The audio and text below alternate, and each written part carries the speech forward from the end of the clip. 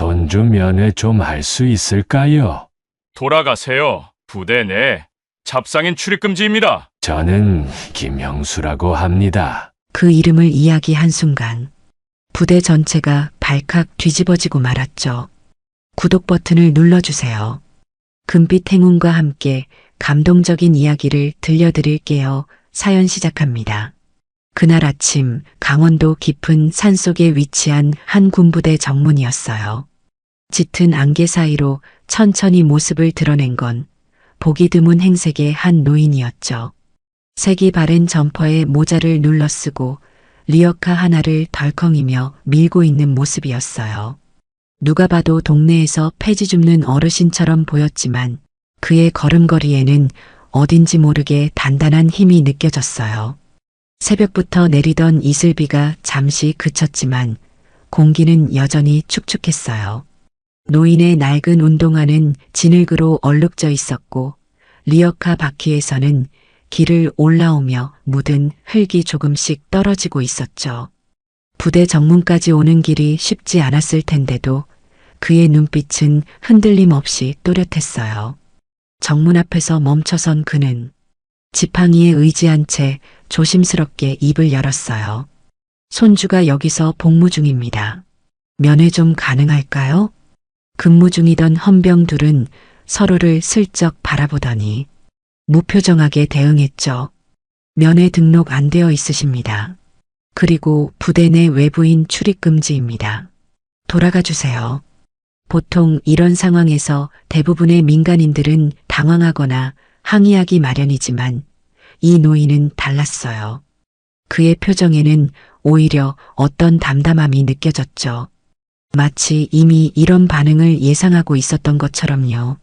노인은 당황한 기색을 보이진 않았어요.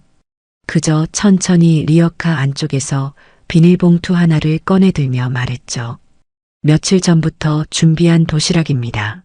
그 아이가 좋아하는 반찬만 골라서 싸왔습니다. 혹시 이것만이라도 전달해 주실 수 있을까요? 그의 목소리는 낮고 잔잔했지만 어딘가 묵직한 울림이 있었어요. 그 목소리에는 권위보다는 진심이 묻어 있었죠. 하지만 규정은 규정이었어요. 군대는 예외를 인정하지 않는 곳이니까요. 하지만 헌병은 단호했어요. 규정상 불가합니다. 등록되지 않은 외부인은 어떤 물건도 전달할 수 없습니다. 헌병의 말투는 기계적이었어요. 매일같이 수없이 반복하는 말이었을 테니까요. 그들에게 이 노인은 그저 오늘 만난 수많은 민간인 중 하나였을 뿐이었죠. 하지만 그들은 몰랐어요. 이 만남이 얼마나 특별한 것인지를. 그때였어요. 노인의 손에서 비닐봉투가 미끄러지며 리어카 끝에 걸려 툭 하고 바닥으로 떨어졌죠. 도시락 봉투는 뜯어졌고 반찬통 몇 개가 쏟아져 나왔어요. 그 사이에서 연두색 편지 봉투 하나가 흙바닥으로 흘러나왔죠. 편지 끝은 이미 적기 시작했고 조심스레 적은 손글씨가 번져가고 있었어요. 햇빛에 반사된 편지 봉투의 색깔이 유독 선명하게 보였어요. 마치 무언가 중요한 것을 강조하듯이요. 그 순간 정문 주변이 잠시 고요해졌어요. 심지어 부대 안에서 들리던 훈련 소리마저 멀어진 것 같았죠. 노인은 아무 말 없이 무릎을 꿇고 편지를 주워들었어요. 그 손은 놀랍도록 조심스러웠고 다른 손끝으로 묻은 흙을 하나하나 털어내는 모습이 그 장면을 지켜보는 사람들에겐 묘한 침묵을 만들었죠. 그의 손가락은 미세하게 떨리고 있었어요. 나이 때문인지 아니면 다른 이유 때문인지는 알 수 없었지만 그 모습이 어쩐지 가슴을 저미는 느낌이었어요. 노인의 구부정한 등과 흙 묻은 손가락, 그리고 그가 지키려 하는 작은 편지 한 장. 그 풍경은 말로 표현하기 힘든 무게감이 있었죠. 하지만 정문 근무 중이던 헌병은 비웃듯 말했어요. 민원 넣으셔도 절차는 같습니다. 그냥 돌아가 주세요. 그 말을 들은 노인의 눈빛이 잠시 흔들렸어요. 슬픔인지 분노인지 알 수 없는 감정이 스쳐 지나갔죠. 하지만 곧 그는 평온한 표정을 되찾았어요. 마치 오랜 시간 감정을 다스리는 법을 익혀온 사람처럼요. 그 순간 벽 뒤쪽에서 누군가가 이 모습을 지켜보고 있었어요. 작정과 대위 정우석. 지나가던 중 우연히 정문 앞 상황을 목격한 그는 그 노인의 얼굴을 본 순간 발걸음을 멈췄죠. 정우석은 눈을 가늘게 뜨고 노인을 바라보다 무언가 오래된 기억을 떠올린 듯 얼굴빛이 바뀌었어요. 입술이 살짝 떨렸지만 그는 아무 말도 하지 않았죠. 그리고 그 자리를 조용히 떠났어요. 정우석의 발걸음은 평소보다 빨랐어요. 마치 무언가에 쫓기듯이 서둘러 움직였죠. 그의 머릿속에는 여러 생각이 교차하고 있었어요. 설마 그분이, 아니, 그럴 리가 없어. 하지만 그 눈빛은, 그는 고개를 절레절레 흔들며 자신의 생각을 지우려 했지만 그 노인의 모습은 계속해서 그의 머릿속을 맴돌았어요. 그 표정은 반가움 같기도 하고 당혹스러움 같기도 했죠. 무엇보다 어딘가 익숙한 사람을 본 듯한 눈빛이었어요. 노인은 리어카 손잡이를 조용히 붙잡고 정문 옆 벤치에 천천히 앉았어요. 옷 안주머니에서 꺼낸 낡은 휴대폰. 자판은 오래 닳아 있었고 액정은 빛바랜 듯 어두웠지만 그는 익숙하게 버튼을 눌렀어요. 그 모습은 어쩐지 외롭게 보였어요. 세상과 단절된 채 홀로 남겨진 사람처럼요. 하지만 그의 눈빛에서는 이상하게도 힘이 느껴졌어요. 무언가 강한 의지 같은 것이 그의 모든 움직임에 담겨 있었죠. 딱 한 사람의 번호였죠. 전화번호를 누르는 그의 손가락은 이제 흔들림이 없었어요. 마치 오랜 세월 동안 수없이 반복해온 동작처럼 확신에 찬 움직임이었죠. 그리고 그 전화번호는 단 하나, 특별한 곳을 향하고 있었어요. 그 순간 노인의 눈빛이 바뀌었어요. 지금까지는 아무 말도 하지 않았지만 그가 누군지 전혀 모르는 채 무시했던 이들 앞에서 그는 천천히 수화기를 귀에 갖다 댔어요. 여전히 정문의 헌병들은 그를 신경 쓰지 않고 있었어요. 그저 자신들의 임무에 충실할 뿐이었죠. 하지만 그들은 몰랐어요. 지금 이 순간 작은 휴대폰 하나로 시작된 파문이 얼마나 큰 변화를 가져올지를. 그리고 단 한마디를 뱉었죠. 김영수입니다. 당직사령, 연결 좀 부탁하오. 그 말 한마디에 세상이 변하기 시작했어요. 그 이름 석자, 김영수. 지금은 초라한 리어카를 밀고 정문 앞에 앉아 있었지만 그는 한때 수천 명의 병력을 지휘하던 육군 중장이었어요. 누가 봐도 평범한 노인으로만 보이는 그의 과거는 결코 평범하지 않았죠. 그가 앉아있는 그 자리에서 불과 몇백 미터 떨어진 사단 본부 벽면에는 그의 얼굴이 담긴 초상화가 아직도 걸려 있었으니까요. 군복을 입은 그의 모습은 지금과는 너무나 달랐어요. 1960년대 후반 전쟁의 상처가 채 가시지 않았던 시대. 부모를 모두 잃고 거리에서 자라던 13살 소년 김영수를 처음 발견해 군에 데려다 준 건 어느 이름 모를 장교였어요. 이 아이 군에서 먹이고 재워봅시다. 그 말 한마디 덕분에 그는 군에서 처음 밥과 이름을 얻었고 그날 이후 그의 삶은 오직 하나, 내가 받은 걸 갚아야 한다. 그 다짐으로 움직였어요. 추운 겨울날 부대 담장 아래 웅크리고 있던 그를 발견한 장교는 그저 불쌍한 마음에 손을 내밀었을 뿐이었지만 그 작은 친절이 한 아이의 인생을 완전히 바꿔놓았죠. 김영수는 그날 이후 단 하루도 그 은혜를 잊은 적이 없었어요. 육군사관학교 32기 초임 소위 시절부터 그는 소문난 완벽주의자였어요. 부하 하나도 허투루 대하지 않았고 위기 상황에서는 늘 먼저 앞에 섰죠. 훈련소에서 만난 모든 장교들이 그의 열정에 놀랐다고 해요. 저 친구는 군대를 직업이 아니라 소명으로 받아들이는 것 같아라는 말이 그를 따라다녔죠. 밤늦게까지 전술 교범을 읽고 새벽 일찍 일어나 훈련하는 모습은 사관학교 후배들에게 하나의 이정표가 되기도 했어요.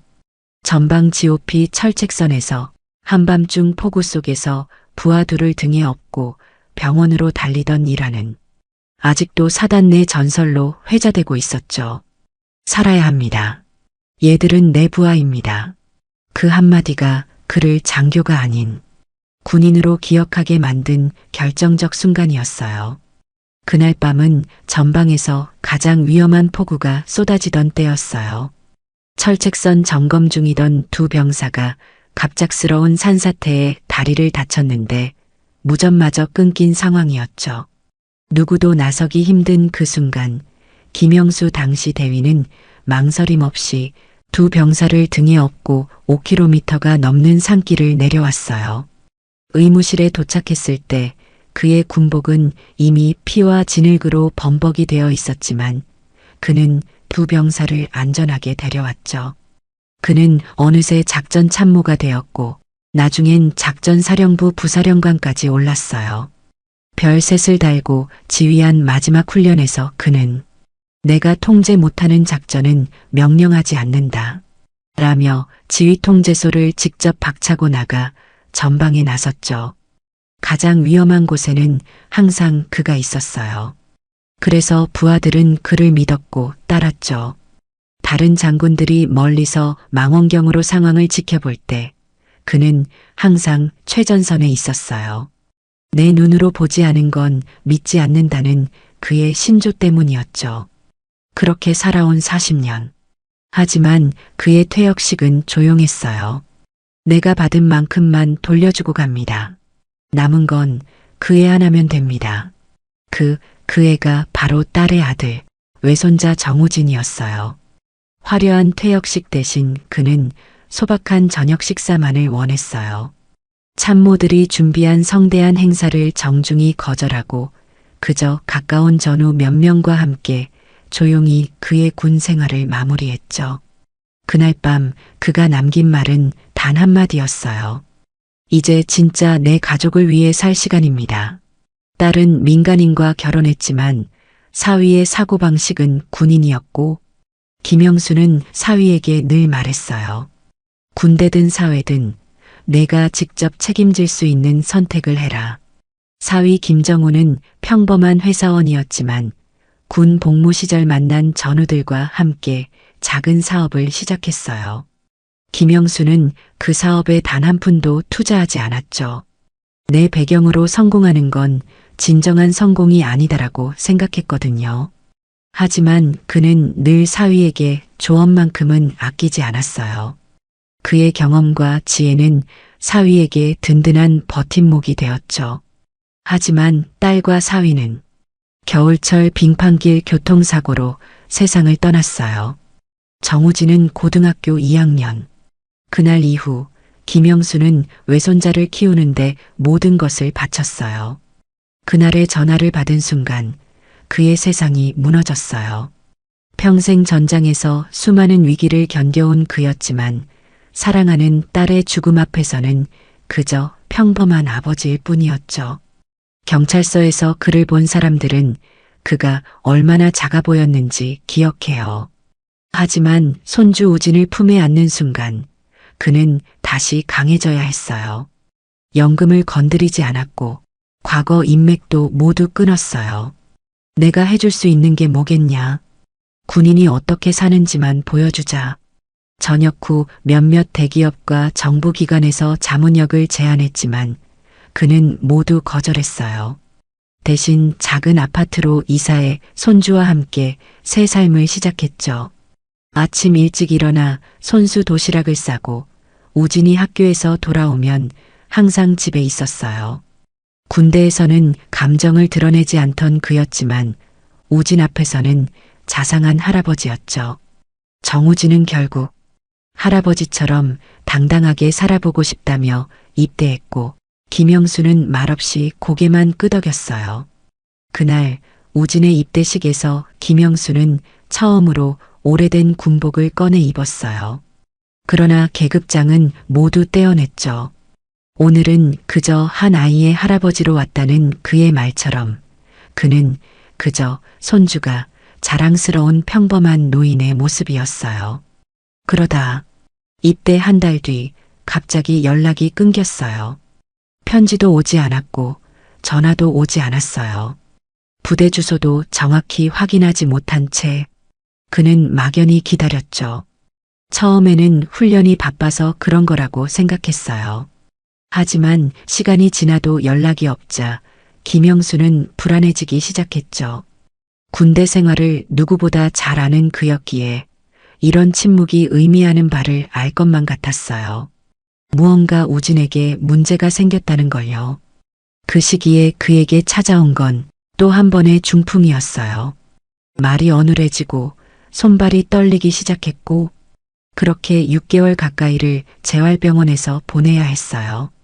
병원 침대에 누워 있는 동안 그의 머릿속은 오직 우진 생각뿐이었어요. 기억력은 또렷했지만 몸이 말을 듣지 않았죠. 밤마다 꿈에서 우진을 찾아 헤매던 그는 결국 의사의 만류에도 불구하고 퇴원을 결심했어요. 다행히 정신은 또렷했고 몸을 일으킬 수 있을 정도까지 회복됐을 때 그는 딱 한 가지만 생각했어요. 이젠 내가 가야겠구나.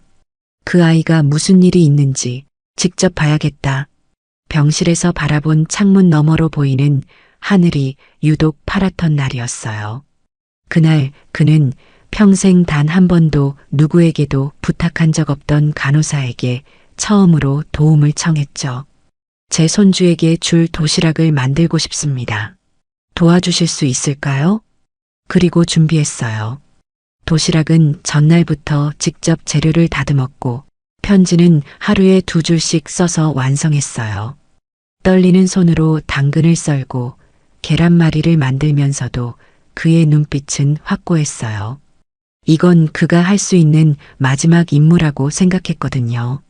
편지에는 그가 하고 싶었던 말들, 미안했던 마음, 그리고 무엇보다 내가 자랑스럽다는 말을 꾹꾹 눌러 적었어요.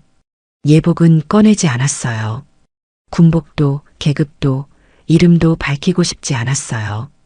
그의 방 깊숙한 옷장에는 잘 손질된 예복이 있었어요. 언제든 꺼내 입을 수 있게 정리되어 있었죠. 하지만 그는 그걸 지나쳐 가장 낡은 평상복을 골랐어요. 훈장과 계급장이 가득한 군복 대신 오래된 점퍼를 선택했어요. 그건 그저 할아버지로서 손주를 만나고 싶었던 마음 때문이었죠. 그렇게 김영수는 자신의 신분을 감추고 마을에서 우연히 얻은 폐지 리어카를 밀며 부대 정문까지 걸어온 거예요. 부대까지 가는 길은 험했어요. 산길을 따라 리어카를 밀며 오르는 동안 몇 번이나 숨을 고르며 쉬어야 했죠. 하지만 그의 발걸음은 한 번도 멈추지 않았어요.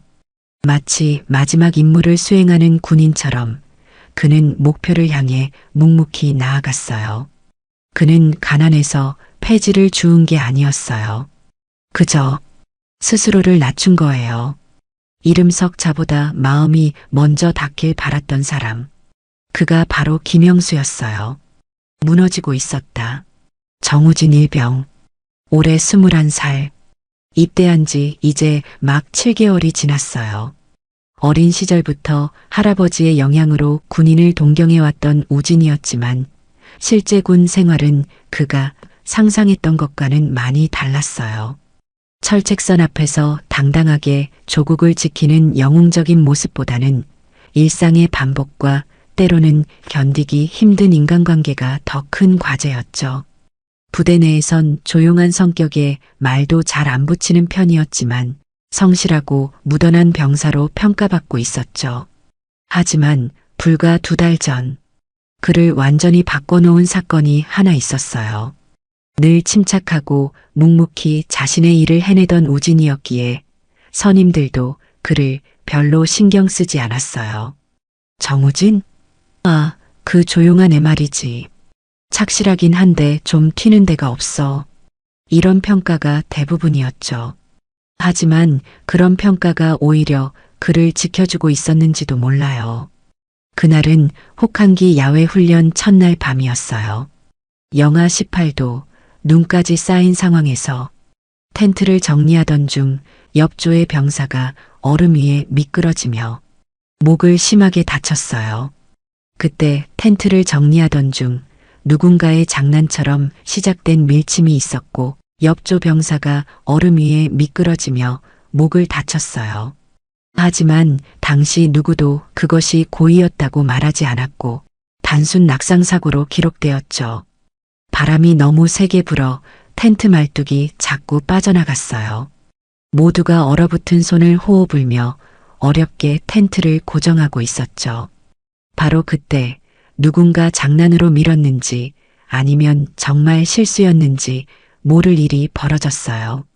한 병사가 갑자기 비명을 지르며 쓰러졌고 그의 목에서는 피가 흘러내리기 시작했죠. 현장엔 간부가 없었고 우진은 그 병사를 들쳐 업고 500m를 달렸어요. 결국 후송은 됐지만 이후 중대에선 책임 소재를 놓고 묘한 분위기가 흘렀어요. 우진의 선택은 본능적이었어요. 주변 병사들이 당황해 어쩔 줄 모르는 사이 그는 망설임 없이 다친 병사를 업었죠. 깊은 눈길을 헤치며 달리는 동안 그의 머릿속에는 할아버지가 자주 들려주던 이야기가 떠올랐어요. 위기 상황에서는 행동하는 사람이 진짜 군인이다. 그렇게 그는 달렸고 마침내 부대 의무실에 도착했어요. 정우진이 안전조치 안 해서 그런 거 아냐? 원래 걔 혼자 따로 움직이잖아. 누구도 정식으로 그를 비난하진 않았지만 은근한 눈치와 거리감이 그를 안쪽으로 몰아갔어요. 처음에는 그냥 소문이었어요. 누군가 우진이가 현장을 제대로 통제했어야 하는 거 아니야? 라고 말한 게 시작이었죠. 그 말은 식당에서, 생활관에서, 화장실에서 계속해서 번져나갔어요. 직접적인 비난은 아니었지만 그 말들은 날카로운 화살처럼 우진의 마음에 꽂혔죠. 정우진은 그 사건 이후 더 말이 없어졌고 자대 내에선 늘 마지막에 식사줄에 서는 병사가 되었어요. 그를 진심으로 걱정해주는 사람도 있었지만 대부분은 그저 조용히 피하거나 눈을 피했어요. 식당에서 혼자 밥을 먹는 날이 많아졌어요. 누군가 그의 옆자리에 앉으려다가도 다른 병사들의 시선을 느끼곤 슬그머니 자리를 옮기곤 했죠. 그렇게 우진은 점점 보이지 않는 사람이 되어갔어요. 존재하지만 존재감이 없는 그런 사람으로요. 정우진의 악몽은 항상 같은 장면에서 시작됐어요. 한 달 전 극심한 폭설이 내리던 날, 산악훈련 중 미끄러져 골절상을 입은 후임 이병을 발견한 우진은 망설임 없이 그를 업고 하산하기 시작했어요. 조금만 참아. 내가 데리고 갈게. 하지만 시간이 갈수록 눈은 더 깊어졌고 시야는 하얗게 변했어요. 결국 두 사람 모두 저체온증 상태로 발견되었고 후임병의 상태는 위중했죠. 다행히 후임병은 회복되었지만 그 이후 중대에선 수군거림이 시작됐어요. 혼자 구조대 기다리면 둘 다 안 다쳤을 텐데 또 영웅 놀이하다 망친 거지. 할아버지가 장군이라고 뭐든 할 수 있다고 생각하나? 우진은 그때부터 밤마다 같은 꿈을 꾸기 시작했어요. 눈 속에서 길을 잃고 누군가의 무게에 짓눌려 앞으로 나아가지 못하는 꿈. 그 꿈에서 그는 항상 같은 말을 들었어요. 넌 할 수 없어. 포기해. 하지만 우진은 결코 포기하지 않았죠. 꿈속에서도 그는 계속해서 앞으로 나아가려고 했어요. 그것이 할아버지에게 배운 가장 중요한 교훈이었으니까요. 절대 포기하지 마라. 그러던 어느 날 밤 생활관 모포 안에서 우진은 혼잣말처럼 이렇게 중얼거렸어요. 할아버지, 지금쯤 뭐하고 계실까? 불 꺼진 생활관에서 그의 속삭임은 아무도 듣지 못했어요. 동기들은 모두 깊은 잠에 빠져 있었고 우진만이 홀로 깨어 창밖의 달을 바라보고 있었죠. 그 순간만큼은 자신이 정말 혼자라고 느꼈을 거예요. 하지만 그가 그리워하던 김영수는 중풍 후유증으로 요양병원에 입원 중이었고 우진은 그것조차 모르고 있었던 거죠. 할아버지의 건강이 좋지 않다는 것은 알고 있었지만 중풍으로 병원에 입원했다는 사실은 몰랐어요. 할아버지가 그런 상황에서도 손주를 걱정하지 않게 하려고 부대에서는 누구도 그에게 정확한 소식을 전해주지 않았거든요. 전화를 할 수도 없었고 편지를 쓸 용기도 나지 않았어요. 괜히 걱정만 끼칠까봐. 그리고 무엇보다 지금 내 모습은 보여드릴 수 없다는 마음이 더 컸어요. 어린 시절 우진에게 할아버지는 영웅이었어요. 군복을 입은 할아버지의 사진을 볼 때면 가슴이 벅차오르곤 했죠. 나도 할아버지처럼 되고 싶어요라고 말할 때마다 김영수는 그저 웃으며 머리를 쓰다듬어 주었어요. 내가 행복하면 그걸로 충분하다고 말이죠. 그가 입대하던 날 김영수는 말없이 그의 어깨를 두드려주며 이렇게 말했어요. 군대는 버티는 곳이 아니라 견디는 곳이다. 견디고 나면 내가 어떤 사람인지 알게 된다. 그 말을 되뇌이며 버텼지만 자신의 실수로 다친 동료, 변해버린 중대 분위기, 그리고 단 한 번도 오지 않은 편지. 그것들이 정우진의 마음을 조금씩 아주 천천히 무너뜨리고 있었어요. 할아버지의 말이 이해가 가기 시작했어요. 버티는 것과 견디는 것의 차이를. 버티는 건 그저 시간이 흐르길 기다리는 거지만 견디는 건 그 과정에서 자신을 단련시키는 거였어요. 하지만 지금 그에게는 그 견딤이 너무 무겁게 느껴졌죠. 그러던 중 중대장실에 한 통의 면회 요청 보고가 올라왔어요. 정우진 일병 면회를 요청한 민간인이 있습니다. 신원 불분명하며 등록되지 않은 인물입니다. 복장 및 외양은 일반 노인입니다. 그 보고서에는 특별한 주의사항이 없었어요. 그저 일상적인 면회 요청 중 하나로 처리됐죠. 노인의 사진도 첨부되어 있었지만 아무도 그가 누군지 알아보지 못했어요. 폐지 줍는 할아버지로밖에 보이지 않았으니까요. 그 보고서를 받아든 중대장은 짧게 한숨을 쉬며 말했어요. 아니, 요즘 이런 분들 많다니까. 그냥 정문에서 돌려보내. 괜히 문제 생기지 않게 하고. 중대장에게 이건 그저 많은 업무 중 하나일 뿐이었어요. 지난달에도 비슷한 일이 몇 번 있었고 규정대로 처리하는 것이 가장 안전한 방법이었죠. 누구도 그 노인이 한때 이 부대를 지휘했던 장군이라고는 상상조차 하지 못했어요. 그날 정우진은 이 사실을 전혀 알지 못한 채 취사장 옆에서 조용히 식기 정리를 하고 있었어요. 전날 밤에도 악몽을 꾸고 새벽에 눈을 떴던 우진은 아침 내내 피곤했어요. 취사장 뒤편에서 묵묵히 설거지를 하는 그의 모습은 어쩐지 외롭게 보였죠. 다른 병사들이 웃고 떠드는 소리가 들려왔지만 그에게는 그저 멀리서 들리는 소음일 뿐이었어요. 정확히 그 시각 정문 벤치에선 김영수가 낡은 휴대폰을 꺼내 한 번호를 천천히 눌러가고 있었어요. 그의 손가락은 약간 떨리고 있었지만 눈빛만은 또렷했죠. 그 번호는 그가 오랫동안 기억해온 것이었어요. 군 생활 내내 단 한 번도 잊은 적 없는 아주 특별한 번호였죠. 그리고 그 전화를 받은 사람은 바로 작전사령부 당직사령관이었어요. 전화를 받은 당직사령관은 처음에 믿기지 않았을 거예요. 김영수 중장이라면, 그 전설적인 인물이라면 어떻게 폐지 줍는 노인 차림으로 부대 앞에 나타났을까요? 하지만 그 목소리는 착각할 수 없는 바로 그 김영수의 목소리였어요.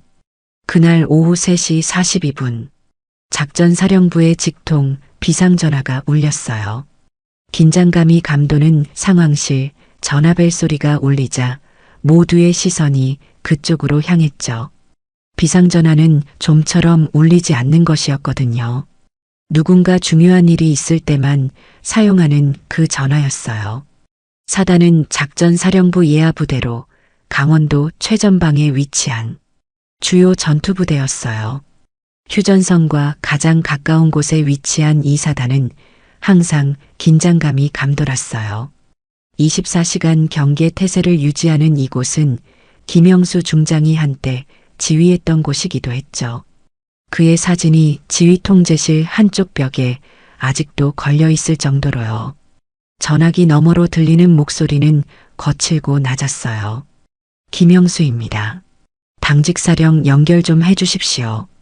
그 목소리는 나이가 들어 약간 떨리는 듯 했지만 여전히 그 특유의 카리스마가 느껴졌어요. 듣는 사람이 자연스럽게 경의를 표하게 만드는 그런 목소리였죠. 당직병은 처음엔 대수롭지 않게 넘기려 했어요. 하지만 수화기 너머의 목소리엔 어딘가 익숙한 기운이 섞여 있었죠. 예, 성함이 김영수요? 당직병의 목소리가 갑자기 높아졌어요. 그 이름은 군대 내에서 전설과도 같은 이름이었으니까요. 특히 이 부대에서는 더더욱요. 예, 육군 예비역 중장 김영수. 지금 당직사령 누구요? 그 말투는 여전했어요. 간결하고 직접적인 군인다운 말투였죠. 나이가 들어도 그 습관은 변하지 않은 모양이었어요. 그제야 당직병은 움찔했어요. 키보드를 두드리며 인터넷 검색을 하던 그는 순간 멈칫하고 숨을 삼켰죠. 김영수, 육군 3군 단장 출신. 군인이라면 이름 한 번 안 들어본 사람이 없었어요. 검색 결과에 나타난 김영수 중장의 사진을 보며 당직병은 더욱 긴장했어요. 화면 속 김영수는 위험 있는 군복 차림이었지만 전화 속 목소리는 지금 정문 앞에서 리어카를 끌고 있다고 하니 믿기지 않았죠. 당직병은 당황한 듯 대답했어요. 아, 예. 중장님, 지금 연결. 바로 해드리겠습니다. 당직병의 손이 떨렸어요. 이런 상황에 대비한 매뉴얼은 없었거든요.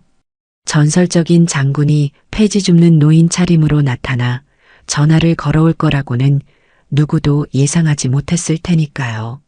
잠시 후 작전사령부 당직사령관이 수화기를 들었어요. 예, 말씀하십시오. 당직사령관의 목소리는 침착했지만 그의 표정은 긴장감으로 가득 차 있었어요. 김영수 중장의 이름은 그에게도 무게감 있는 이름이었으니까요. 지금 사단 정문에서 손자 면회를 왔습니다. 정우진 일병. 제 외손자입니다. 수화기 너머는 잠시 정적이 흘렀어요. 정우진 일병이요? 당직 사령관의 목소리에 의아함이 묻어났어요. 김영수 중장의 외손자가 이 부대에 있다는 사실을 아는 사람은 많지 않았으니까요. 특히 정우진 일병 자신도 그 사실을 크게 알리지 않았던 것 같았어요. 예, 지금 부대 앞에 와 있는데 복장 때문에 출입이 막혔답니다. 김영수의 목소리에는 약간의 자조적인 웃음이 섞여 있었어요. 한때 이 부대를 지휘했던 장군이 이제는 출입조차 할 수 없다니 아이러니한 상황이었죠. 당직 사령은 조용히 모니터를 확인하며 말했어요. 중장님, 확인 후 바로 조치하겠습니다. 당직 사령관의 말투가 바뀌었어요. 처음의 의아함은 사라지고 이제 확고한 결의가 담긴 목소리였죠. 그는 김영수 중장을 직접 만난 적은 없었지만 그의 업적에 대해서는 잘 알고 있었어요. 특히 전방 GOP에서 부하들을 구한 일화는 군내에서 교과서처럼 전해 내려오고 있었으니까요. 전화를 끊고 그는 곧장 비상 라인을 타고 사단 사령부로 연락을 돌렸어요. 정문 앞 민간인 한 분 신원 재확인하십시오. 김영수 중장님이십니다.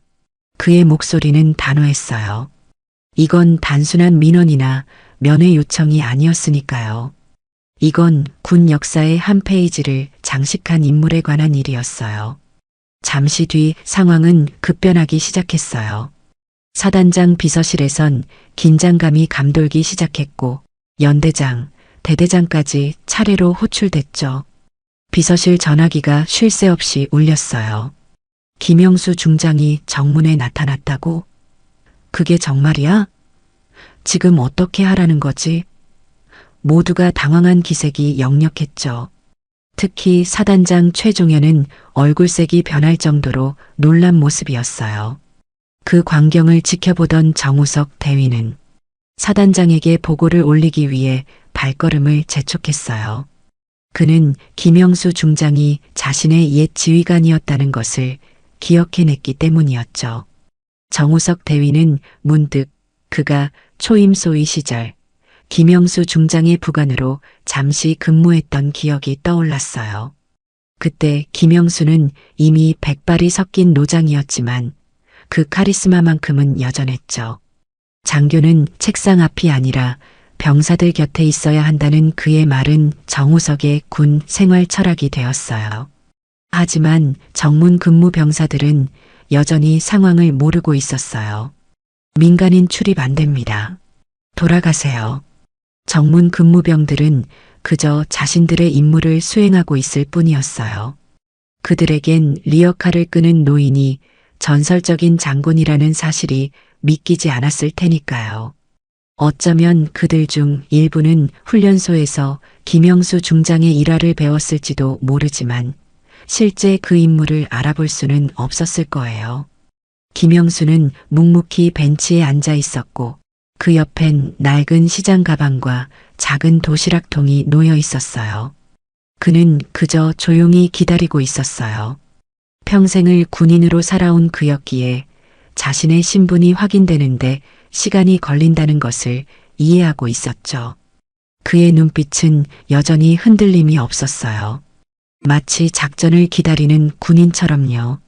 그 모습을 멀리서 바라보던 한 부사관이 어딘가 이상하다는 듯 고개를 갸웃했어요. 저분, 어디서 본 얼굴인데? 부사관은 자신의 기억을 더듬었어요. 어딘가 익숙한 얼굴이었지만 정확히 떠올릴 수는 없었죠. 마치 오래된 꿈에서 본 사람처럼 아련한 느낌만 남아 있었어요. 생활관 한쪽에서 청소를 하던 박상사는 뭔가 결심한 듯 중대장실로 향했어요. 중대장실로 향하는 복도는 유난히 길게 느껴졌어요. 평소라면 별 생각 없이 걸었을 길이었지만 오늘은 달랐죠. 박상사의 가슴 한편에는 오래된 기억이 살아나고 있었으니까요. 문을 두드리고 들어간 그는 차려 자세로 보고했어요. 중대장님, 정우진 일병건에 대해 말씀드릴 게 있습니다. 박상사의 목소리는 평소보다 진중했어요. 20년 넘게 군 생활을 하며 그는 수많은 상관을 모셨지만 오늘만큼은 특별한 의무감을 느꼈어요. 그것은 군인으로서의 의무가 아닌 한 인간으로서의 양심이었죠. 중대장은 의아한 눈빛으로 그를 바라봤어요. 박상사, 당신 김영수 중장 알아요? 중대장의 질문은 직설적이었어요. 그는 이미 정문 앞에 나타난 노인이 누구인지 알고 있었던 모양이었죠. 하지만 그가 정우진 일병과 어떤 관계인지는 아직 모르고 있는 것 같았어요. 박상사는 잠시 망설이다 대답했어요. 예. 20년 전 GOP에서 함께 근무했습니다. 당시 저는 2등병이었고 중장님은 저를 포함한 병사 셋을 폭우 속에서 직접 업고 응급 후송시켰습니다. 박상사의 목소리가 약간 떨렸어요. 그날의 기억은 그에게 너무나 생생했으니까요. 폭우가 쏟아지던 밤 산사태로 다리를 다친 그를 업고 5km가 넘는 산길을 내려온 당시 대위 김영수의 모습을 그는 지금도 잊지 못했어요. 중대장의 눈이 커졌어요. 그 이야기, 군대 전설이죠. 중대장의 표정이 달라졌어요. 그도 물론 그 이야기를 들어본 적이 있었죠. 훈련소에서, 장교학교에서, 그리고 부대 내 여러 자리에서요. 하지만 그것이 실제 이야기라는 것, 그리고 그 주인공이 바로 지금 자신의 부대 정문 앞에 서 있다는 사실이 믿기지 않았어요. 중장님이 그러셨습니다. 살아야 합니다. 얘들은 내 부하입니다. 그 말씀 덕에 제가 지금 여기 있습니다. 그리고 정우진 일병은 그분의 피를 이어받았습니다. 박상사의 말에 중대장은 조용히 고개를 끄덕였어요. 이제 그는 왜 정우진이 그토록 책임감이 강했는지, 왜 위험을 무릅쓰고 동료를 구했는지 이해할 수 있었어요. 그것은 단순한 영웅 심리가 아니라 피로 이어받은 책임감이었으니까요. 그 순간 중대본부에서 무전이 울렸어요. 정문 근무자 전원 대기, VIP 식별 중, 군장 출신 민간인 접근, 사단 지휘 통제 대기하라. 무전 소리를 들은 모든 이들의 시선이 쏠렸어요. VIP라는 단어는 특별했으니까요. 더군다나 군장 출신 민간인이라니. 이런 상황은 매우 이례적인 일이었어요. 곧이어 검은 승용차 한 대가 정문 쪽으로 빠르게 들어왔어요. 차에서 내린 사람은 정복을 입은 사단장. 사단장 최종현의 얼굴은 여느 때와 달리 긴장감으로 가득 차 있었어요. 그는 오래전부터 김영수 중장의 이름을 알고 있었죠. 하지만 그들의 관계는 단순하지 않았어요. 사단장실로 안내된 김영수는 문 앞에서 잠시 걸음을 멈췄어요. 최종현, 사단장이라고요? 사단장 비서실 대위는 고개를 끄덕였어요. 네, 취임하신 지 3개월 됐습니다. 김영수의 표정이 미묘하게 변했어요. 그는 무언가 말하려다 입을 다물었죠. 과거의 기억이 그의 마음을 스치고 지나간 것 같았어요. 사단장실 문이 열리고 그 안에서 나온 사람은 바로 최종현 소장이었어요. 두 사람의 시선이 마주친 순간 실내의 공기가 얼어붙은 듯 했어요. 형수 중장님? 최종현은 얼굴이 창백해졌어요. 20년 전 김영수가 그의 진급을 반대했던 일. 그때 김영수는 전우의 생명을 2번이나 위험에 빠뜨린 장교는 더 높은 책임을 질 수 없다고 했어요. 그 말은 최종현의 군 생활에 큰 상처를 남겼죠. 하지만 역설적이게도 그 후 그는 자신의 리더십을 완전히 바꿨어요. 병사들의 안전을 최우선으로 여기는 지휘관으로 거듭난 거죠. 어쩌면 김영수의 그날 말이 그를 진정한 지휘관으로 만들어준 건지도 모를 일이었어요. 김영수는 담담하게 고개를 끄덕였어요. 오랜만입니다, 종현군. 그의 목소리에는 어떤 원망도 없었어요. 단지 오랜 전우를 만난 담담함만이 있었죠. 나이가 들면서 그는 더 많은 것을 이해하게 된 모양이었어요. 사단장은 잠시 침묵했다가 갑자기 깊은 경례를 했어요. 중장님, 뵙게 되어 영광입니다. 그의 목소리에는 복잡한 감정이 묻어 있었어요. 정문 근무병들이 경례를 하기도 전에 사단장은 김영수를 향해 다가가며 고개를 숙였어요. 중장님, 왜 이런 모습으로 오셨습니까? 그의 목소리에는 놀라움과 함께 약간의 죄책감이 섞여 있었어요. 자신의 부대 정문에서 이런 일이 벌어졌다는 사실이 그를 당혹스럽게 만든 것 같았죠. 김영수는 조용히 자리에서 일어나 이렇게 말했어요. 손자 면회 왔습니다. 허가해 주십시오. 그의 말은 간결했어요. 그는 자신의 과거나 지위를 언급하지 않았죠. 그저 한 명의 할아버지로서 손주를 만나고 싶다는 소망만을 이야기했어요. 사단장은 눈치를 살피며 짧게 대답했어요. 예, 지금 바로 인도하겠습니다. 그 순간 그 자리에 있던 모든 군인들이 알았어요. 이분은 단순한 노인이 아니었어요.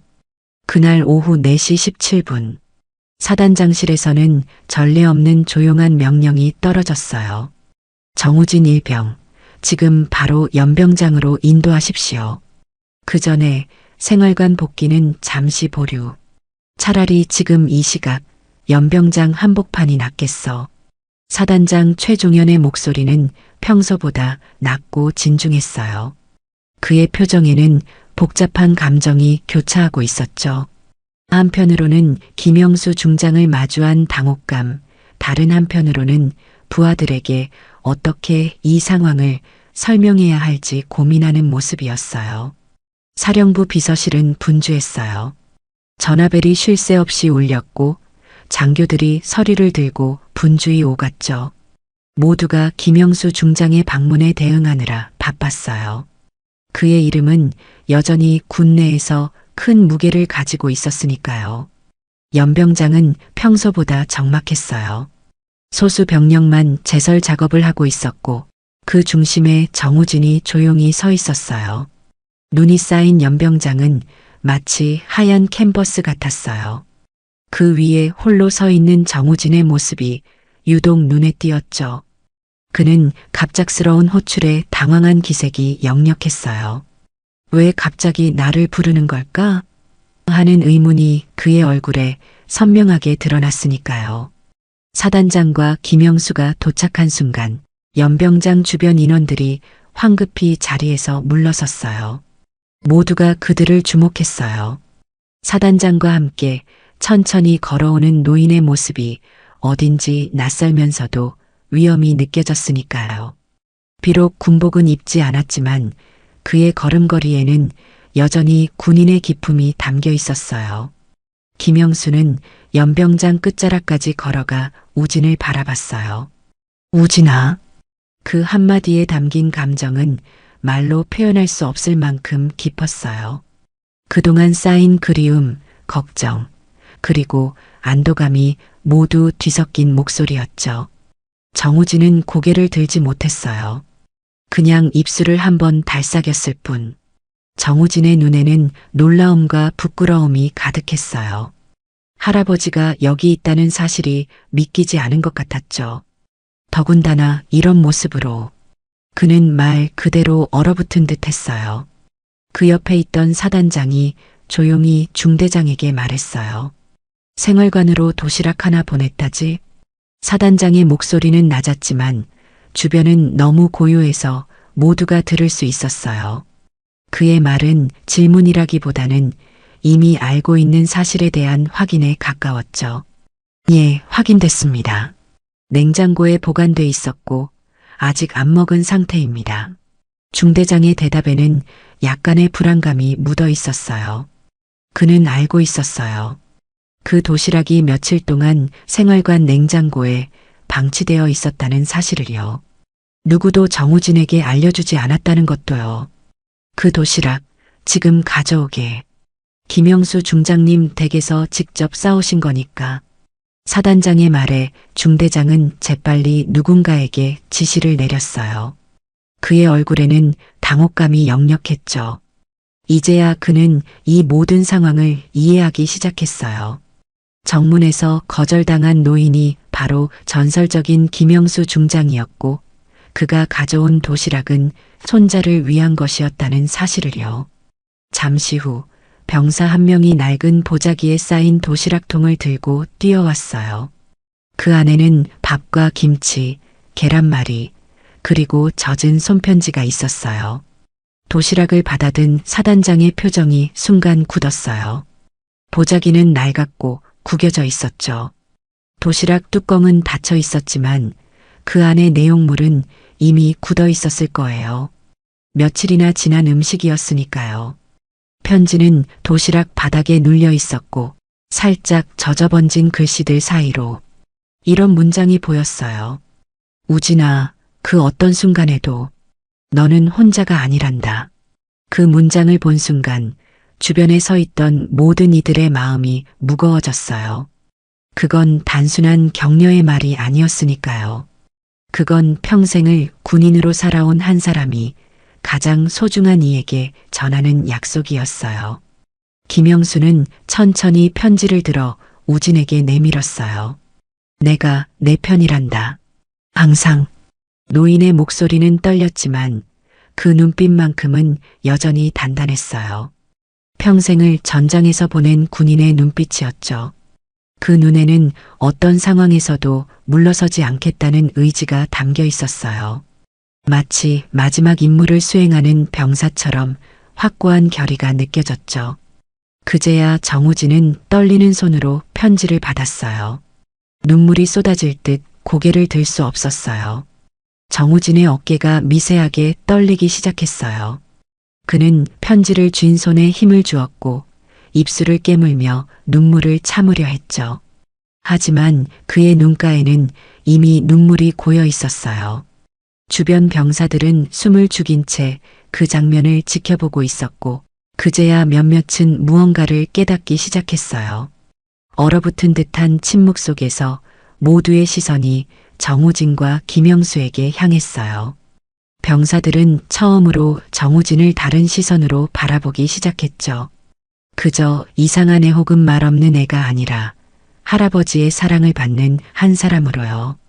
그동안 우진에게 건넨 날카로운 말들, 서늘한 시선, 방치된 채 굳어있던 도시락통, 그 모든 것이 하나하나 되돌아오기 시작했어요. 몇몇 병사들은 고개를 숙였어요. 특히 평소 정우진을 멀리하던 병사들의 얼굴에는 죄책감이 드러났죠. 그들은 이제야 알았어요. 자신들이 얼마나 쉽게 한 사람을 외롭게 만들었는지를, 그리고 그 사람이 어떤 마음으로 매일을 견뎌왔는지를요. 김영수는 병상에서 간호사에게 작은 부탁을 했어요.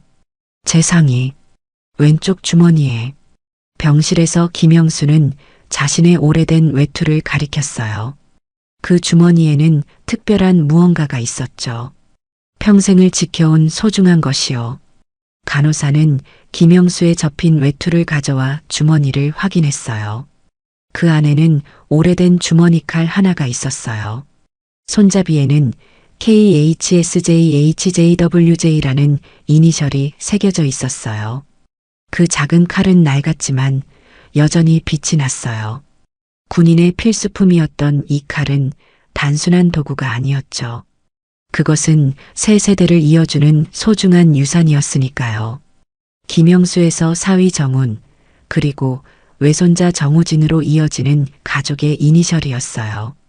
김영수는 젊은 시절 그 칼을 항상 품고 다녔어요. 이제 그것은 정우진에게 갈 차례였어요. 이걸 우진이에게 꼭 전해주세요.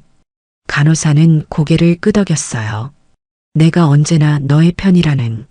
김영수의 목소리는 나직했지만 단단했어요. 그 약속은 단순한 말이 아니었죠. 그것은 평생을 지켜온 군인의 신조였으니까요. 위기의 순간에 자신의 부하를 절대 버리지 않는다는 그 신조요. 사단장은 말없이 중대장과 대대장을 돌아보며 말했어요. 내가 부탁하지. 이 아이 다시 살 수 있게 해줘. 군대는 병사를 부수는 곳이 되면 안 돼. 사단장의 말은 단순한 지시가 아니었어요. 그것은 깊은 성찰에서 나온 말이었죠. 아마도 그는 김영수와의 과거를 통해 배웠을 거예요. 진정한 지휘관의 역할이 무엇인지를요. 중대장은 조용히 고개를 끄덕였어요. 그의 표정에는 복잡한 감정이 담겨 있었어요. 부끄러움, 반성, 그리고 결의가 섞여 있었죠. 그는 이제야 알았어요. 자신이 얼마나 중요한 것을 놓치고 있었는지를요. 그 순간 우진의 입술이 아주 천천히 움직였어요. 할아버지, 보고 싶었습니다. 그의 목소리는 매우 작았지만 연병장의 고요함 속에서 모두가 들을 수 있었어요. 그 한마디에는 그동안 참아왔던 모든 감정이 담겨 있었죠. 외로움, 그리움, 그리고 견디는 동안의 고통까지도요. 그 한마디에 김영수의 눈가도 붉어졌어요. 오랜 군인의 눈에서 흘러내린 눈물은 그 누구도 비웃지 못했어요. 그것은 단순한 약함의 표현이 아니었으니까요. 오히려 그것은 가장 강한 사랑의 표현이었죠. 그리고 그 장면을 연병장 멀찍이서 보고 있던 한 병사가 자신도 모르게 고개를 숙였어요. 그는 다른 병사들보다 더 깊이 고개를 숙였어요. 그의 어깨는 떨리고 있었죠. 마치 무거운 짐을 지고 있는 것처럼요. 아마도 그는 정우진에게 가장 큰 상처를 준 사람 중 하나였을 거예요. 그는 알고 있었어요. 김영수가 누군지, 그리고 그 도시락이 몇 날 며칠을 복도 위에 놓여 있었는지도. 그가 처음 도시락을 발견했을 때 그는 그저 장난삼아 냉장고 깊숙이 밀어 넣었을 뿐이었어요. 하지만 시간이 흐를수록 그의 마음속에는 무언가 불편한 감정이 자라났죠. 그런데도 그는 아무 말도 하지 않았어요. 그것이 가장 큰 잘못이었을 거예요. 하지만 그는 말하지 않았어요. 그 죄책감이 지금 그의 등을 무겁게 짓누르고 있었어요. 자신의 행동이 얼마나 큰 상처를 줄 수 있는지 그는 이제야 알게 되었어요. 단순한 장난이 아니라 한 사람의 마음을 깊이 아프게 할 수 있다는 사실을요. 그 병사의 눈에도 눈물이 고여 있었어요. 후회와 반성의 눈물이었죠. 연병장의 침묵이 조금씩 가라앉자 사단장은 김영수 중장을 잠시 사단장실로 모셨어요. 그날의 연병장은 평소와 달랐어요. 보통 때는 훈련 소리와 구령 소리로 가득 차 있었지만 오늘은 이상하리만치 고요했죠. 마치 부대 전체가 숨을 죽이고 있는 것 같았어요. 부사관 한 명이 조용히 복도에서 대기했고 김영수는 무릎에 담요를 덮은 채 차를 한 모금 마시며 말했어요. 사단장실은 너무 따뜻했어요. 특히 김영수처럼 몸이 약해진 노인에게는요. 그래서 사단장은 조용히 담요를 가져오게 했죠. 작은 배려였지만 존경의 표시이기도 했어요. 이제 와서 뭐 어쩌겠소. 다 지난 일이요. 그 아이가 다시 고개 들 수 있다면 그걸로 된 거요. 김영수의 목소리는 담담했어요. 그의 눈빛에는 더 이상 분노나 원망이 없었죠. 단지 손주에 대한 걱정과 안도감만이 남아 있었어요. 나이가 들면서 그는 많은 것을 내려놓은 모양이었어요. 사단장은 깊은 한숨을 쉬며 고개를 끄덕였어요. 말씀 듣고 보니 중대 내부 기강 점검을 하지 않을 수 없겠습니다. 사단장의 눈빛이 달라졌어요. 처음 김영수를 만났을 때의 당혹감은 사라지고 이제는 확고한 결의가 담겨 있었죠. 그는 자신의 부대에서 벌어진 일에 대해 책임을 느끼고 있었어요. 그날 저녁 연대에서는 조용한 감찰이 시작됐어요. 감찰은 비공식적으로 진행됐어요. 너무 큰 소동을 일으키지 않기 위해서였죠. 하지만 모든 병사들은 알고 있었어요. 무언가 심상치 않은 일이 벌어지고 있다는 것을요. 생활관 복도에는 익명의 쪽지들이 붙기 시작했고 그 안엔 몇 줄씩 짧은 고백이 담겨 있었어요. 우진이 그날 다친 병사 도운 거 맞습니다. 그 뒤로 따돌림 있었습니다. 제가 방관했습니다. 처음에는 한두 개였던 쪽지가 점점 늘어났어요. 마치 누군가 용기를 내자 다른 이들도 따라 용기를 낸 것 같았죠. 쪽지들은 모두 익명이었지만 그 안에는 진심 어린 반성이 담겨 있었어요. 사단 감사팀의 조사가 끝난 후 중대에서는 특별한 저녁 시간이 마련됐어요. 진실 고백의 밤이라 이름 붙은 이 자리에는 생활관 병사들이 모두 모였어요. 그날 밤 생활관의 불은 평소보다 늦게까지 켜져 있었어요. 병사들은 모두 침대 위에 앉아 있었고 중대장은 그들 앞에 서 있었죠. 공기 중에는 묘한 긴장감이 감돌았어요. 중대장은 간단히 말했어요. 오늘은 계급장을 떼고 이야기하는 시간입니다. 누구도 처벌받지 않습니다. 단 진실만 말하세요. 중대장의 목소리는 평소보다 부드러웠어요. 그의 표정에는 강압이 아닌 이해와 포용이 담겨 있었죠. 그는 진정으로 병사들의 이야기를 듣고 싶어 하는 것 같았어요. 첫 번째로 일어선 병사는 정우진의 생활관 선임이었어요. 나, 우진이 도시락 냉장고에 숨긴 거 알고 있었어. 그냥 질투가 났어. 누군가 그렇게 챙겨주는 가족이 있다는 게. 선임병의 목소리는 떨렸어요. 그는 고개를 숙인 채 말을 이어갔죠. 평소 강한 모습만 보여주던 그였지만 지금은 그저 자신의 잘못을 인정하는 한 사람일 뿐이었어요. 두 번째 병사는 고개를 숙인 채 떨리는 목소리로 말했어요. 나 그날 우진이 밀었어. 장난으로 시작했는데 그 뒤로 다친 게 미안해서 더 피했어. 그의 고백의 생활관은 더욱 조용해졌어요. 모두가 알고 있던 사실이었지만 누구도 입 밖으로 꺼내지 않았던 진실이었으니까요. 이제야 그 진실이 빛을 보게 된 거예요. 한 명씩 일어나 이야기하는 동안 정우진은 조용히 그들을 바라봤어요. 우진의 눈에는 분노나 원망이 없었어요. 오히려 어딘가 편안해 보이기까지 했죠. 마치 오랫동안 짊어지고 있던 무거운 짐을 내려놓은 것처럼요. 마지막으로 그가 일어났어요. 나도 내가 다 혼자 이겨내려고만 했어. 도움을 청하지 않았고 할아버지께도 연락 안 했어. 그게 내 잘못이었어. 우진의 목소리는 작았지만 또렷했어요. 그의 말에는 비난이 아닌 자기 성찰이 담겨 있었죠.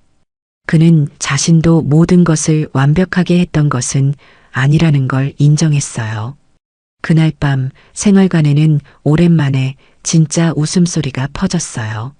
아직 어색했지만 무언가 새로운 시작처럼 느껴졌죠.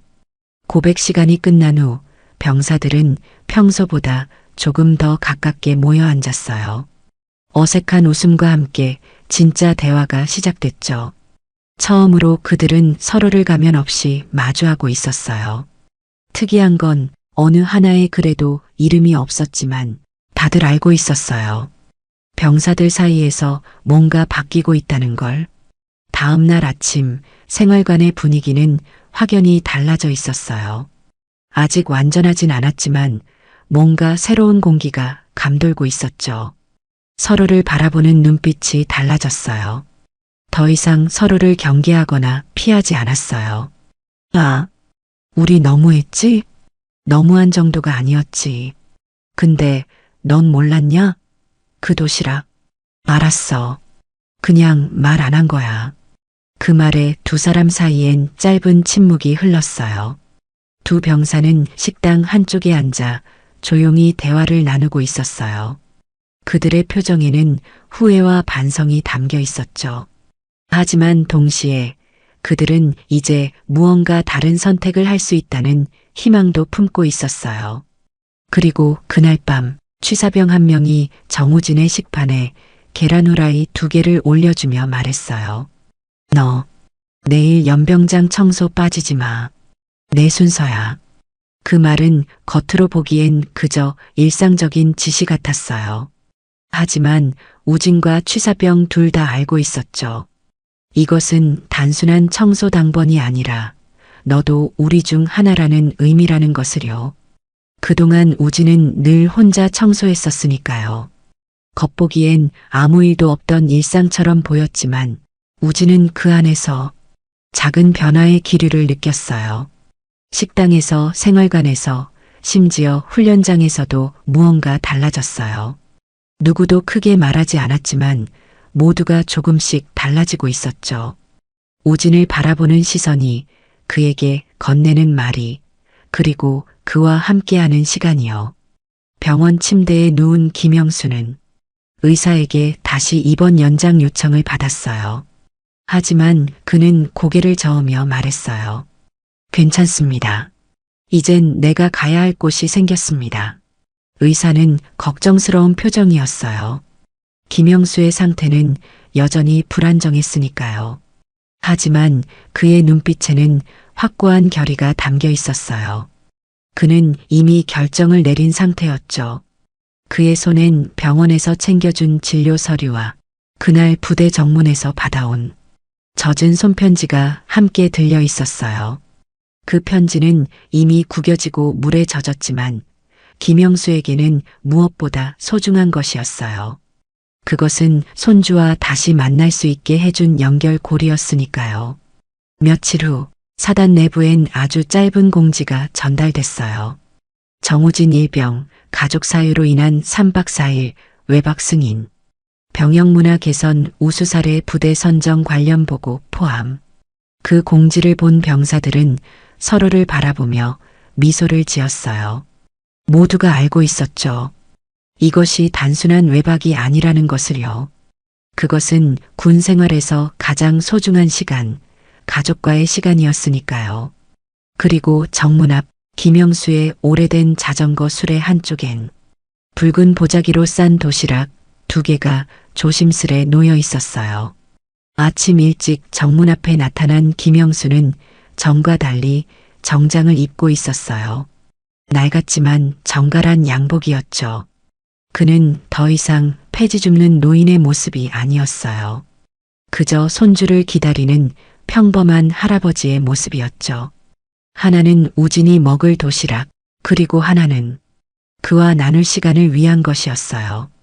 2개의 도시락은 나란히 놓여 있었어요. 한 사람을 위한 것이 아니라 함께 나누기 위한 것이었죠. 그것은 단순한 음식이 아니라 서로의 이야기를 나눌 시간이었어요. 우진이 조용히 수레 옆에 앉으며 말했어요. 다음엔 제가 싸울게요. 할아버지는 그냥 기다리세요. 우진의 목소리에는 이전에 없던 활기가 담겨 있었어요. 그의 얼굴에는 오랜만에 미소가 피어났죠. 마치 오랜 겨울을 지나 봄을 맞이한 것처럼요. 그날따라 겨울바람이 조금은 덜 차갑게 느껴졌어요. 2 사람은 나란히 앉아 도시락을 열었어요. 김영수가 직접 준비한 음식은 소박했지만 정성이 가득했죠. 그들은 천천히 음식을 나누며 이야기를 시작했어요. 손주는 군 생활에 대해, 할아버지는 병원에서의 일상에 대해요. 어쩌면 그 시간이 그들에게는 가장 소중한 선물이었을지도 모르겠어요. 김영수가 부대를 방문한 지 일주일 후 서울 국방부 상황실, 하단 보고서 파일이 하나 조용히 회의 테이블 위에 놓였어요. 사단 정문 민간인 출입 대응 관련 보고. 처음엔 그냥 하나의 민원성 보고로 넘기려 했지만 중간중간 들어있는 사진 몇 장이 간부들의 표정을 바꿔놨어요. 사진 속 초라한 수레를 끌고 정문 앞 벤치에 앉아있는 노인, 그리고 그 옆에 놓인 도시락. 이게 김영수 중장님이라고? 그 자리에 있던 국방부 인사참모부장이 입을 다물지 못했어요. 당시 육군 3군 단장이셨고 전역 후에도 보훈교육원 운영에 힘쓰신 분입니다. 그런 분이 수레를 끌고 면회를 거절당했다니. 누군가 조용히 중얼거렸어요. 이거 언론에 새어나가면 말 나올 겁니다. 보고를 받던 참모는 조용히 고개를 끄덕였어요. 좋습니다. 이번 건 정군 병역 문화 개선 사례로 리포트 돌리십시오. 그리고 해당 사단엔 외부 감사팀 내려보내겠습니다. 그날 오후 사단엔 정복을 입은 외부 감사관들이 조용히 도착했어요. 한편 병원에서는 김영수가 갑작스러운 통증으로 중환자실에 옮겨졌어요. 의사는 가족에게 이렇게 말했어요. 이전부터 앓고 있던 중풍 후유증이 재발했습니다. 입원이 고비일 수도 있습니다. 그 시각 부대 안에서 이 소식을 들은 정우진은 곧장 외박 중단을 요청했고 군차를 타고 병원으로 향했어요. 병실에 도착한 우진은 떨리는 손으로 김영수의 손을 잡았어요. 할아버지, 이제 제 차례예요. 할아버지가 해주신 만큼 저도 끝까지 해낼게요. 그날 밤 병원 복도에서 우진은 생각에 잠겼어요. 어두운 창밖을 바라보며 그는 지난 시간들을 되돌아봤죠. 할아버지가 자신을 키워준 날들, 입대하던 날 할아버지의 표정, 그리고 부대 정문에서 리어카를 끌고 나타났을 때의 모습까지. 절대 포기하지 않으셨어요. 우진은 다시 병실로 들어가 할아버지 곁에 앉았어요. 심전도 모니터의 일정한 소리만이 고요한 병실을 채웠죠. 제가 이제 할아버지 편이 되어드릴게요. 그날 밤 병원에서 정우진이 깊은 잠에 빠져 있을 때 사단 내부에서는 큰 변화가 일어나고 있었어요. 사단 감사실 모니터에는 정우진 일병의 이름이 새겨진 보고서가 정리되고 있었죠.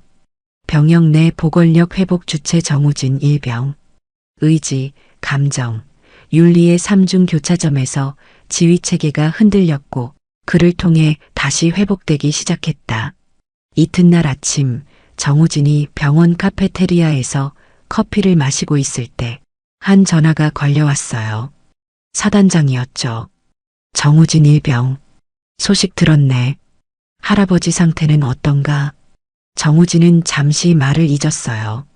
사단장이 직접 전화를 하다니 믿기지 않았죠. 아직 의식이 돌아오지 않으셨습니다. 알았네. 우리가 할 수 있는 모든 지원을 하겠네. 그리고 사단장은 잠시 침묵했다가 말을 이었어요. 사단에 돌아오면 해야 할 일이 있네. 자네를 필요로 하는 사람들이 있어. 전화를 끊은 후 정우진은 창밖을 바라봤어요. 병원 창문 너머로 보이는 하늘은 유독 맑았죠. 마치 새로운 시작을 알리는 것처럼요.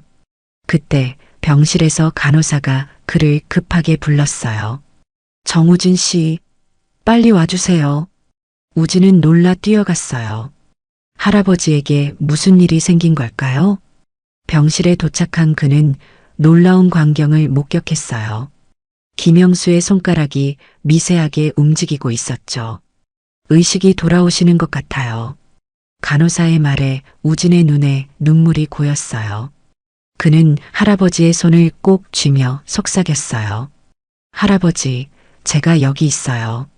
그 순간 김영수의 눈이 미세하게 떨렸고 입술이 움직였어요. 아무 소리도 나지 않았지만 우진은 알았어요. 할아버지가 자신을 알아보고 있다는 것을요. 한편 사단에서는 연병장의 모든 병사들이 모였어요. 사단장은 마이크를 잡고 조용히 말했어요. 오늘부터 우리 사단은 김영수 프로젝트를 시작합니다. 병영 문화 개선을 위한 새로운 시도입니다. 병사들은 서로를 바라봤어요. 그들 중 일부는 이미 알고 있었죠. 이 모든 변화의 시작이 한 노인의 도시락에서 비롯되었다는 것을요. 사단장은 이어서 말했어요. 우리는 군인이기 전에 사람입니다. 그리고 사람은 혼자 살 수 없습니다. 정우진 일병이 돌아오면 그가 우리에게 많은 것을 가르쳐 줄 겁니다. 그날 밤 병원에서 정우진은 할아버지의 병상 옆에서 잠이 들었어요. 그의 꿈에는 더 이상 눈보라가 치지 않았어요. 대신 따뜻한 봄 햇살이 가득했죠. 사건 발생 열흘째 되는 날 SNS에는 한 장의 캡처 이미지가 조용히 올라왔어요. 사단 정우진 일병 사건 내부 고백 파일 유출. 게시자는 신원을 밝히지 않았지만 짧은 문장과 함께 감사실 녹취 일부가 담겨 있었고 그 안에는 병사들의 고백이 그대로 담겨 있었어요. 네, 맞습니다. 우진이 밀린 거 알고 있었습니다. 댓글은 삽시간에 수천 개로 늘어났고 각종 온라인 커뮤니티엔 병영문화, 군, 인권, 면회 거절이란 키워드가 실시간 검색어 상위를 차지했어요. 사단에 파견된 외부 감사팀은 예상보다 더 깊이 파고들었어요. 특히 정우진 일병 낙상사고라고만 기록된 보고서를 집중적으로 조사했죠. 감사실에서는 침묵이 흐르고 중대장과 생활관 고참 몇 명이 차례로 들어왔어요. 한참을 묵묵히 자료를 보던 감사관이 물었어요. 정우진 일병, 사고 당시 누구와 함께 있었습니까?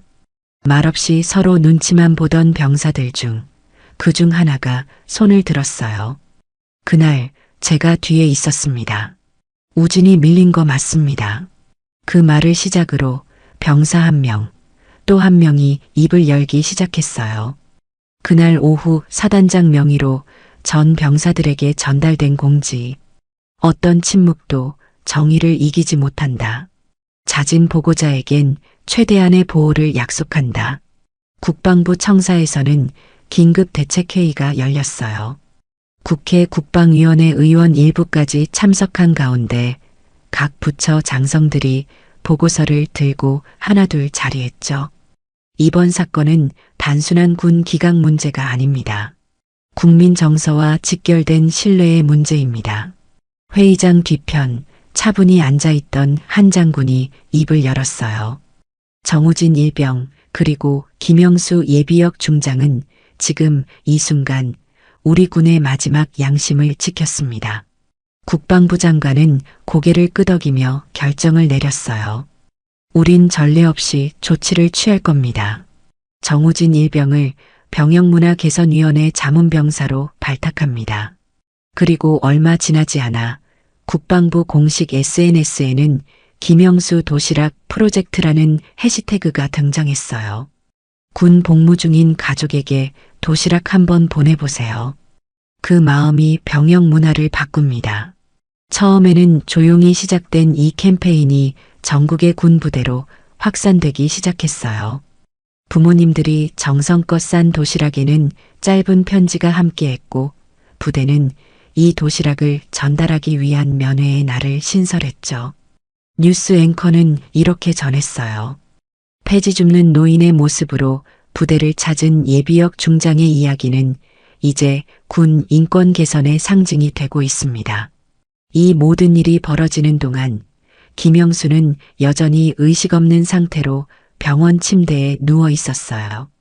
그의 곁에는 늘 정우진이 있었죠. 어느 날 병실에 한 무리의 군 장교들이 찾아왔어요. 정우진은 놀랐지만 그들은 부드러운 미소로 인사를 건넸죠. 정우진 일병, 안녕하십니까? 국방부 인사과입니다. 할아버지께 경의를 표하러 왔습니다. 그들은 김영수의 병상 앞에 서서 묵묵히 경례를 했어요. 그리고 정우진에게 한 통의 서류를 건넸죠. 이것은 김영수 중장님의 복무 기록입니다. 그리고 이것은 새로운 제안입니다. 정우진은 서류를 받아들었어요. 그것은 병영문화개선특별위원회 자문위원 임명장이었어요. 제가 이걸 할 수 있을까요? 할아버지께서 보여주신 길을 따라가면 됩니다. 그날 밤 정우진은 할아버지의 손을 꼭 잡고 속삭였어요. 할아버지, 저 이제 군대에서 중요한 일을 하게 됐어요. 할아버지 덕분이에요. 그 순간 기적처럼 김영수의 손가락이 미세하게 움직였어요. 그리고 그의 입술이 희미하게 움직였죠. 의료진이 놀라며 모니터를 주시하는 사이 정우진은 할아버지 곁으로 더 가까이 다가갔어요. 할아버지, 들리세요? 김영수의 눈이 천천히 떠졌어요. 그의 시선은 흐릿했지만 분명히 정우진을 향하고 있었죠. 오, 진. 그 한마디에 정우진의 눈에서 눈물이 쏟아졌어요. 네, 할아버지. 제가 여기 있어요. 김영수는 힘겹게 손을 들어 정우진의 뺨을 쓰다듬었어요. 자랑스럽다. 의사들은 놀라움을 감추지 못했어요. 이런 빠른 회복은 의학적으로 설명하기 힘든 일이었으니까요. 하지만 정우진은 알고 있었어요. 할아버지가 얼마나 강한 사람인지를요. 며칠 후 사단 연병장에서는 특별한 행사가 열렸어요. 김영수 명예중장 기념비 제막식이었죠. 많은 군인들과 간부들이 참석한 가운데 사단장 최종현이 연단에 섰어요.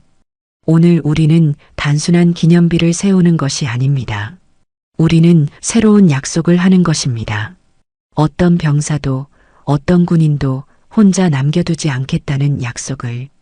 그 자리에 김영수는 참석하지 못했지만 정우진이 대신 자리를 지켰어요.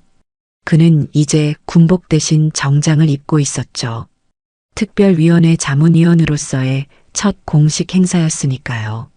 행사가 끝난 후 사단장은 정우진에게 다가와 조용히 말했어요. 자네 할아버지가 20년 전 내 진급을 막았네. 그때는 이해하지 못했지만 이제야 알겠어. 그분은 진정한 군인이 무엇인지 보여주신 거야. 정우진은 고개를 끄덕였어요. 할아버지는 항상 말씀하셨어요. 진짜 강한 사람은 남을 지키는 사람이라고요. 사단장은 미소를 지으며 손을 내밀었어요. 자네도 할아버지처럼 강한 사람이 되었군. 그들의 악수 위로 연병장 깃발이 바람에 나부꼈어요. 마치 새로운 시작을 알리는 것처럼요. 일주일 뒤 김영수의 의식이 완전히 돌아왔어요. 의사들의 예상보다 훨씬 빠른 회복이었죠. 이런 케이스는 처음 봅니다. 김영수는 아직 말을 하기 힘들었지만 눈빛만으로도 많은 것을 전할 수 있었어요. 특히 정우진이 옆에 있을 때는 그의 눈에 특별한 빛이 돌았죠. 국방일보에는 한 통의 기고문이 실렸어요. 제목은 도시락 안에 담긴 명예였고 작성자는 김영수 예비역 중장의 손녀 김희연 씨였어요. 저는 할아버지가 쓰지 못한 이야기를 대신 남깁니다. 그날 군문 앞에서 거절당하고 돌아오신 후 할아버지는 매일 일기를 쓰셨습니다. 그리고 그 안엔 우진 오빠에 대한 죄책감이 가득했습니다. 그녀는 기사에 직접 할아버지의 자필 메모를 첨부했어요. 정우진은 내 아들보다 더 깊은 그늘에 있었다. 나는 다시 군인이 되어 그를 지키지 못한 책임을 잊지 않겠다. 기사는 큰 반향을 일으켰고 군 내부 포털에도 김영수 일기장 일부가 공유됐어요. 그 글을 읽은 어느 중령은 조용히 고개를 떨구며 중얼거렸어요. 우리가 잊고 있었던 진짜 계급. 그건 마음이었다. 퇴원 2달 후 김영수는 국방부가 주최한 병영 문화 개선 원탁회의에 참석했어요. 지팡이의 의지에 천천히 입장한 그는 회의장에 모인 현역, 예비역 장성들 앞에 섰어요. 나는 할아버지로서 손자를 찾아갔습니다. 그리고 군인으로서 돌아왔습니다. 그의 프로젝트는 단순했어요. 전역자 멘토링이라 불리는 이 프로그램은 전역을 앞둔 병사들과 예비역들을 연결해주는 것이었죠. 군복을 벗는 순간이 가장 두렵습니다. 내일은 또 어떤 사람이 되어야 할지 그 불안을 함께 나누고 싶습니다. 정우진은 이제 이 프로그램의 첫 번째 참가자가 되어 할아버지와 함께 다른 병사들을 만나고 있었어요. 도시락은 함께 나누는 것입니다. 경험도 지혜도 마찬가지입니다. 김영수의 말에 회의장에서는 오랜만에 진심 어린 박수가 터져나왔어요. 그날 오후 김영수는 정우진과 함께 조용한 산책을 나섰어요. 봄바람이 두 사람의 머리카락을 살짝 흐트렸죠. 우진아, 미안하다. 정우진은 놀라 할아버지를 바라봤어요. 왜요? 할아버지가 왜 미안하세요? 김영수는 잠시 걸음을 멈추고 먼 산을 바라봤어요. 내가 군인이었기에 내게 짐을 지었다. 군인의 손자라는 짐을. 정우진은 고개를 저었어요. 아니에요. 할아버지 덕분에 제가 진짜 군인이 뭔지 알게 됐어요. 계급장이 아니라 마음이라는 걸요. 김영수의 눈가에 미소가 번졌어요. 그는 천천히 주머니에서 무언가를 꺼냈죠. 낡은 주머니 칼이었어요. 정우진은 그 칼을 받아들었어요. 손잡이에는 세 세대의 이니셜이 새겨져 있었죠. 군인의 약속이란다. 절대 혼자가 아니라는. 몇 주 후 국방부 대강당. 수많은 군인들과 민간인들이 모인 가운데 특별한 행사가 열렸어요. 김영수 도시락 프로젝트 공식 출범식이었죠. 무대 위 사회자가 소개한 이름이 울려 퍼졌어요. 오늘 특별히 참석해 주신 분을 소개합니다. 김영수 예비역 중장의 외손자이자 병영문화 개선 자문위원으로 활동 중인 정우진 씨입니다. 정장 차림으로 무대에 오른 정우진은 잠시 청중을 바라봤어요. 그의 시선이 첫 줄에 앉아있는 할아버지와 마주쳤죠. 김영수는 조용히 미소를 지으며 고개를 끄덕였어요. 저는 오늘 여러분께 특별한 이야기를 들려드리려 합니다. 한 도시락으로 시작된 이야기를요. 정우진의 발표가 끝난 후 큰 박수가 터져 나왔어요. 많은 사람들이 그에게 다가와 악수를 청했죠. 하지만 정우진은 서둘러 할아버지에게 돌아갔어요. 할아버지, 어떠셨어요? 김영수는 따뜻한 눈빛으로 손주를 바라봤어요. 내가 자랑스럽구나. 행사가 끝난 후 두 사람은 함께 국방부 정문을 나섰어요. 문 앞에서 그들을 기다리고 있던 한 병사가 정우진에게 다가왔죠. 선임님 기억하세요? 저 김태호입니다. 정우진은 잠시 생각했어요. 그는 부대에서 자신을 가장 힘들게 했던 병사 중 하나였죠. 기억해요. 어떻게 지내요? 태호는 머뭇거리다가 무언가를 내밀었어요. 작은 도시락통이었어요. 제가 만들었습니다. 선임님께 드리고 싶어서요. 정우진은 놀란 눈으로 도시락을 받아들었어요. 태호의 눈에는 눈물이 고여 있었죠. 정말 죄송했습니다. 그리고 고맙습니다. 옆에서 이 장면을 지켜보던 김영수는 따뜻한 미소를 지었어요. 그는 조용히 두 젊은이의 어깨에 손을 올렸죠. 도시락 같이 먹자. 오늘은 날씨도 좋은데. 세 사람은 국방부 앞 작은 공원 벤치에 앉아 도시락을 나눠 먹었어요. 봄 햇살이 그들을 따뜻하게 비추고 있었죠. 김영수는 천천히 주변을 둘러봤어요. 공원에는 군복 입은 병사들과 그들의 가족들이 도시락을 나누는 모습이 여기저기 보였죠. 모두가 김영수 도시락 데이에 참여한 것이었어요. 우진아, 보이느냐? 이게 바로 진짜 군대란다. 서로 마음을 나누는 곳.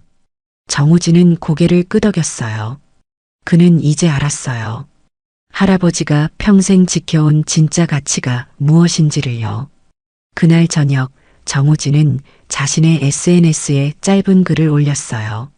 오늘 할아버지 그리고 옛 전우와 함께 도시락을 나눴습니다. 어쩌면 이게 진짜 용기인지도 모릅니다. 혼자 견디는 것이 아니라 함께 나누는 것. 여러분의 도시락은 무엇인가요?